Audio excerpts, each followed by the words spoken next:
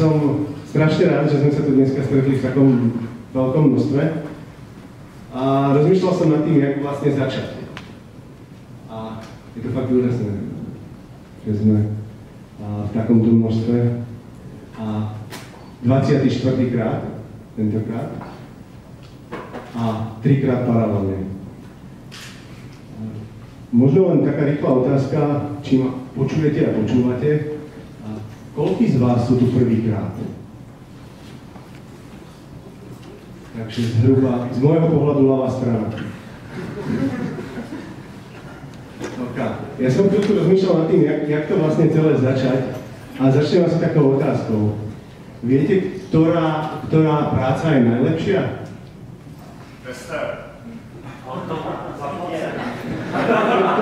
To by bolo moc jednoduché. Máme najlepšie znamená.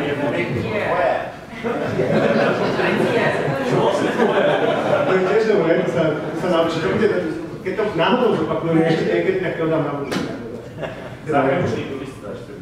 To je práca? Nestara Romu. Ešte raz? Nestara Romu. Romu, aha.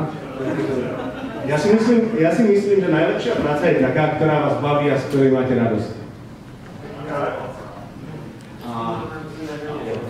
Ja si myslím, že možno vás to tak neplatí, ale prečo o tom hovorím? Ja som chcel nejak postupne prejsť do toho, že vysvetlím, prečo ten protest vznikol a čo tu vlastne sa deje a jak to je.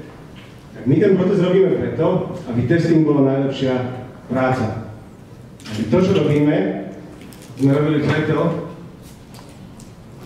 aby sme z toho mali radosť. Teraz už 24. krát. Takže preto sme si povedali, že vymyslíme niečo nové a to je protest.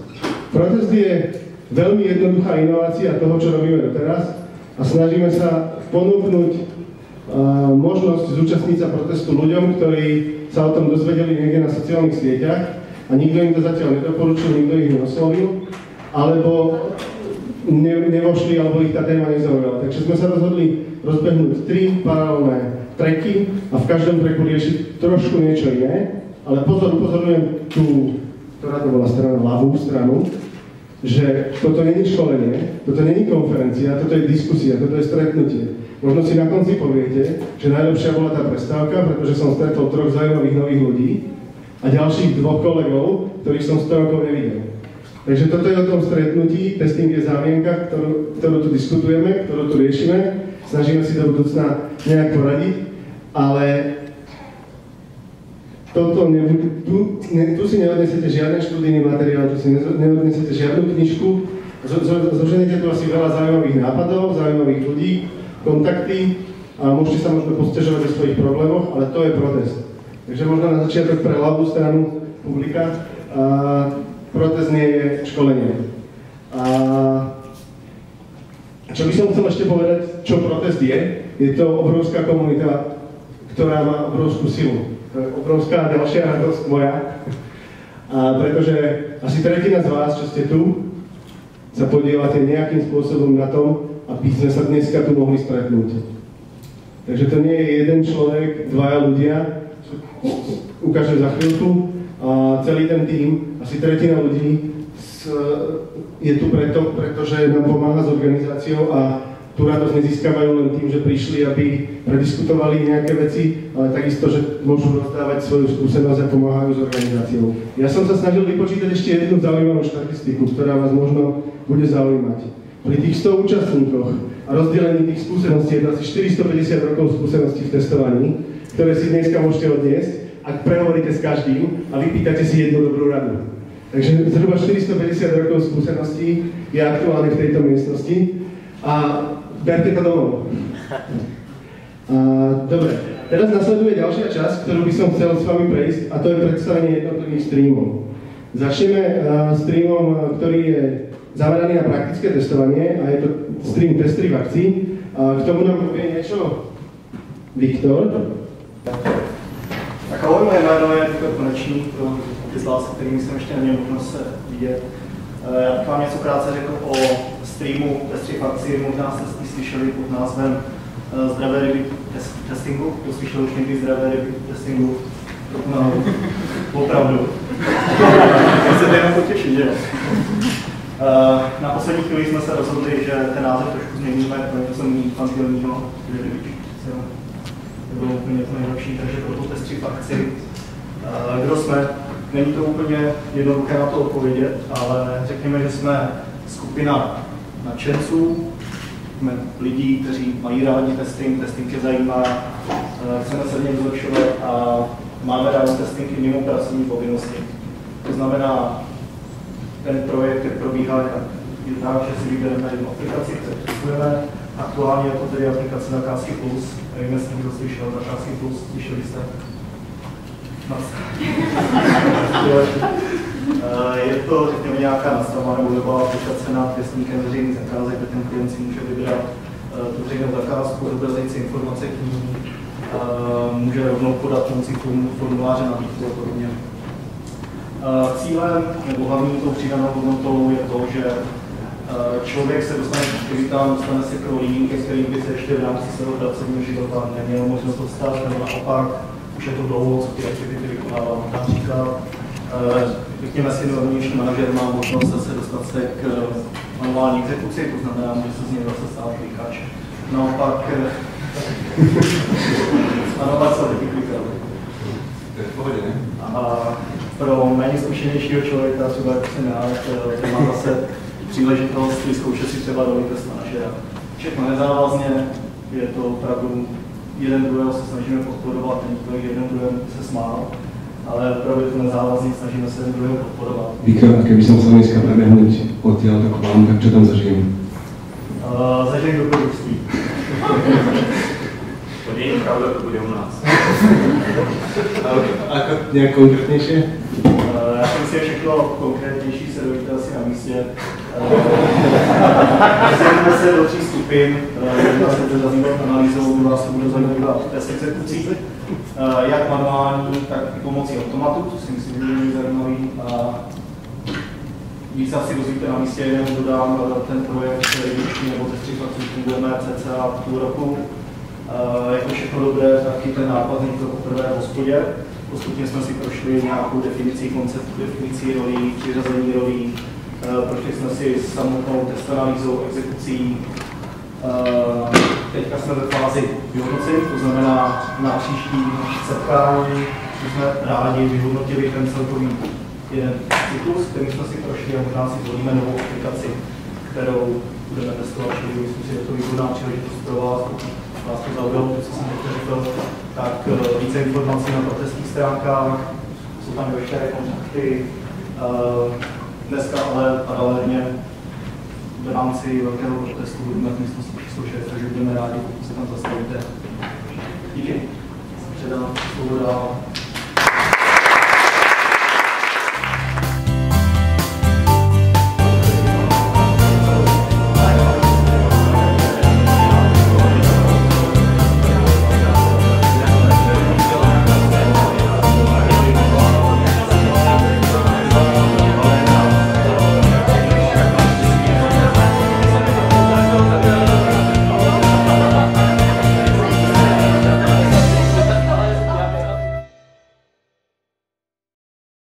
Připravili jsme i ty témata, jako výchozí začínáme kontroverzí, kam se posouvá testing. Dáme dohromady jinou odpověď, než já bych věděl, samozřejmě, klasickou. Potom budeme pokračovat vlastně pozicí testingu tady. Jaký má testing autoritu, jak je organizovaný liniově, co všechno si nechá hodit na hrb, co všechno musí dělat zvykově, že se o to na projektu nikdo jiný nepostará a podobně. Budeme pokračovat tématama jako organizace testovacího prostředí, plánování testů, jaký jsou rozdíly proti klasickému projektovému řízení, jaký je rozdíl role test manažera, projektáka a podobný zajímavý nuance, který na to navazují. Připravili jsme si nějakou osnovu, část otázek jsme chtěli sbírat i od vás, což se nám povedlo, získali jsme dál nějaký z zajímavých témat a samozřejmě nemusíme se té osnovy úplně držet. Chtěli jsme ten příběh nějakým způsobem držet, jak jsme si nastavili, aby to mělo nějakou strukturu a na druhou stranu je to do jistý míry experiment, takže když vás cokoliv bude zajímat a časem v průběhu té diskuze přijde na nějaký téma, který byste dál chtěli rozvíjet, který známe jako zajímavý, zapakujeme to na klipčák a budeme se tomu věnovat dál. Máme nějaký 2 hodiny čistého času, což je takový rozumný formát, tam jsme nebyli úplně všichni s tou umořen. Jak jste na tom obecně s dokladováním takový celý testování v tomto případě? Takový ten Bernův zákon, první Bernův zákon, který se na těch exponenciálně rozpést, zase na tom projektu, představíte si to všichni, nemusím to asi kreslit na ten papír. To je krásná časová linka projektu, to znamená od požadavků, analýza, vývoj, testy, deployment, případně nějaká postprodukční držba versus cena chyby, tak data naměření v roce 1980 zhruba v americké industrii regionu Paribem, citovaný klasik roste exponenciálně. Na druhou stranu je to rok 1980, je to domena industrie US Army prakticky, nenaměřil to, nepřeměřil to nikdo pořádně, jakoby řekněme, v prostředí jakoby čistého telka finance, ale nicméně ten trend tam zřejmě takový jinde. Tohle je krásná teorie, ale není to úplně teorie, která je navázaná na odměny managementu, na IT plánování v horizontu 1 roku. Poměrně blbě se dokladuje managementu, že to testování má nějakou cenu. Máte nějakou best practice, jak do toho? Nějaký triky, který poradit lidem, jak to tomu managementu vysvětlit? Možná řeknu jednu historku, která jasně říká, jak se tohle dá sdělovat. Je to teda hrozně blbý, když to takhle zhodím, ale opravdu si myslím, že to je jediný způsob, který funguje. A to, já tomu říkám nabící ruku. Když si jeden můj kolega, ještě v jedné nejmenované firmě, někteří, kteří tady sedíte, budou vědět, o kom mluvím, tak nechtěl mít nic společného s jednou členkou našeho týmu, která byla teda protivná nějaký noc, ale byla výtečná testárka a tak dále. A ten člověk měl ode mě nějakého testera na projektu a přišel za mnou a říkal, že v pátek ráno to bylo. Už já nemám člověka, on je nemocný a já v pondělí nasazuju. Já potřebuji někoho, komu mi můžeš dát. A říkal, no můžu ti dát jedině slečnu M. A se zarazil, říkal, ani náhodou. Říkám, tak ber nebo ne, tak prostě, ale já někoho jiného nemám. No, slečna M odkráčela na projekt a v 1 hodinu ten její pan M mi volá a říká, prostě tě už musíš mě nechat, ona je výtečná, ona prostě odhalila věci, které nikdo neviděl, nerozuměl tomu. To je ono. Jo, to je ten rozdíl mezi testerem kvalifikovaným a mezi tím, kdo prostě je ten jednoduchý člověk, lacený z ulice a tak dále. Já si myslím, že je to opravdu trošičku někde jinde. Tak to zaznělo, niekoľkokrát to zaznělo slovo experiment, je treba povedať, že ten test management podľa mňa je úplne najzaujímavejší stream. Ja to hovorím takto, pretože najviac sa vlastne prihlásilo do toho, ale keď sme to dávali dohromady, tak stále mi tam čosi chýbalo. Keď sme sa bavili o tom, nie, že test management, no tak všetci test manažeri, to by to nechcel robiť, že áno. No ale tak trošku to bolo nejaké také nudné, si hovorím. Tak sme k tomu pridali tie ryby. To vám Viktor vlastne už predstavil. Už to bolo trošku živšie, to už to malo trošku šťavy. No ale ešte stále mi to nehovorilo to, čo by som ja chcel, tak sme si vlastne povedali také veci, o ktorých sa nikto nikdy nebaví. Kde sa tí testeri môžu vyžalovať? Že áno. Kde si môžu vyskúšať niečo netradičné, keď čítať nejaký vtip, tak akurát doma. Alebo poznáte nejaké mysle, aby som potom tam rád šiel. No, takže takto nejako vznikala vlastne taká myšlienka, že by sme si to mohli vyskúšať a vyskúšame si to v experimente, čo je to učenia, alebo proste v testke. Takže neviem, či to budeme také známkovať, ale budem rád, keď sa zastavíte. Hlavne tí, čo si zobrali ten bonbon teda. Kto si ho ešte nevzal? Aha, no, vidíte, aká bude účasť u nás. Tak si myslím, že tí, čo nemajú, tak potom poprosím kľudne aj 2 dostanete.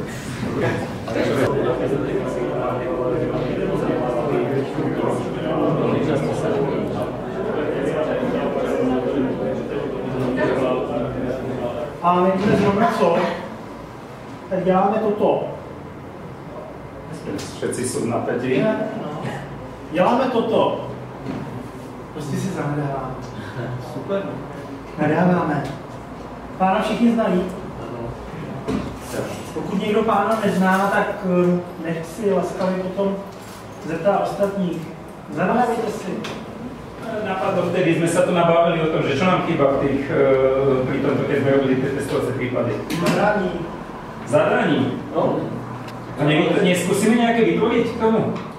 Kde je to pass a kde je to failed, prosím? Tak ja sa postavím do role užívateľa. Nejsme analytici. Čo? Nejsme analytici. Tu nevadí, ale ja sa postavím do role užívateľa. Tak to nadám vedľa. Môžem? No. Jeden by som dal. Hej, že musí uvariť vodu. Uvariť vodu. A ešte tu dám, že zariadenie musí uvariť vodu. Uvariť vodu. Je to dobrý požiadavok? Počkajte, no ale stačí takto tento requirement. Vedeli by ste mi také zariadenie vyrobiť, keby som chcel? Zariadenie musí zovrieť vodu v meste Praha. Stačí vám také, aby ste mi dodali niečo? A zovrieť je česky uvažiť? Uložit, no. Zovrieť, ako přivést varu. Přivést varu, hej, přivést varu. Může být i taky ten porovnej, taky může být kotelnost. No. Ale tohle nic neříká, jak to má vypadat, jak to má, no. A malo by hovoriť? Asi Čiže jo. potrebujeme ďalší požiadavok? Kolik vody? Za jak dlouho? Nie, takže musí priviesť vodu v meste Praha, hej? Kolik vody? Do 1 minúty. Do 1 minúty. Objem? Minúty. 2 litre. 2 litre objem. Už je to lepšia tá požiadavka? Môžem, dobre, čo to je pohľad? To znamená, že ja som potreboval také zariadenie, že my takto chodíme ako partia a pijeme kávu, občas aj čaj, občas aj mlieko a niekedy aj párky k tomu jeme. Hej, a takto potrebujeme vždycky, že k tomu treba tú horúcu vodu, hej, aby zovrela, takže potreboval by som také zariadenie, čo by sme na to mohli použiť. Asi takto, mne sa vyjadrujú užívateľ. To říkal kafe, party. Kafe, čaj. Vy ste si nepísali? Na co to má věhat? Nesmí být náplň. Jo, neutíkejte, ještě jsme vůbec nezjistili, co v tom chce dělat, jako. On se furt vykroucá a ještě do teďka nepotvrdil scope, jo. Počkej, já se zapsat. Druhá věc, stačí, když ti to ohřeje vodu? Celou funkčnost, kterou potřebuješ, stačí, aby to ohřálo vodu? Mají funkci, to je hlavní funkce. Voda musí zovrieť. Musí být mobilní to zařízení? Kávu robíme na stole. Musí být to zařízení mobilní na ohřívání vody. To znamená, aby to přenášel rukou, jako aby záleží od ceny, ak bude nízka cena, kúpime dve. Ano, ne. Ale musíš aspoň Odpověď někdo ano, ne. odpovědět na to Ano, otázku, ne. jo. Pak Musí to být zařízení mobilní, to znamená, aby mělo do 15 kg. Do 15 kg, áno.